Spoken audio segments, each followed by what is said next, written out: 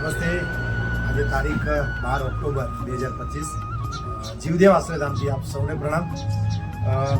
આ કાગડો જે પૃથ્વી પરના જેટલા પણ પક્ષીઓ છે એ પક્ષીઓની અંદર સૌથી ચતુર કહી શકાય તો એક આ કાગડો છે. પણ આ કાગડાના કોઈ કારણસર અથવા દુર્ઘટના થવાથી એના બંને પગ કપાઈ ગયા છે અને એના જે પંજા સાથેના જે ઘૂંટણથી ઉપરનો ભાગ છે એનો કપાઈ ગયો છે. એના કારણે આ કાગડો પોતે જાતે ચાલવામાં સક્ષમ નથી અને ઉડવામાં પણ સક્ષમ નથી. કોઈ જીવદયા પ્રેમી અહીંયા જીવદયા આશ્રયધામની અંદર અઠવાડિયા પહેલાં લઈ આવ્યા છે અને એની સારવાર કરી છે. એના પગ ને એના એમ્પ્યુટ કરવા પડ્યા છે. બહુ જ ગંભીર રીતે ઘાયલ હતા, જખમી હતા અને અત્યારે નીંદ પણ આવી રહી છે.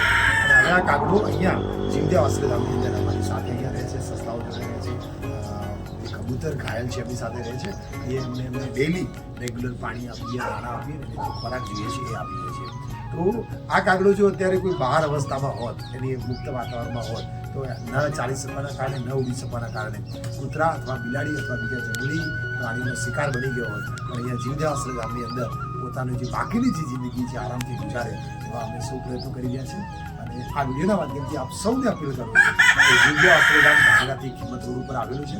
ત્યાં કોઈ પણ પ્રકારના જીવ ઘાયલ થયેલા હોય, કોઈ પણ પક્ષીઓ હોય, જીવ હોય, કૂતરા હોય, ગાય હોય, નીલગાય હોય, બતક હોય, મોર, પાંદડા, સસલા, જે પણ ઘાયલ જીવ હોય એને અમારી પાસે લઈ આવજો. અમે એની સારવાર કરીશું અને એને પ્રોપર સારવાર મળે, સુવિધા મળે અને સારો ખોરાક મળે એવા પ્રયત્ન કરીશું.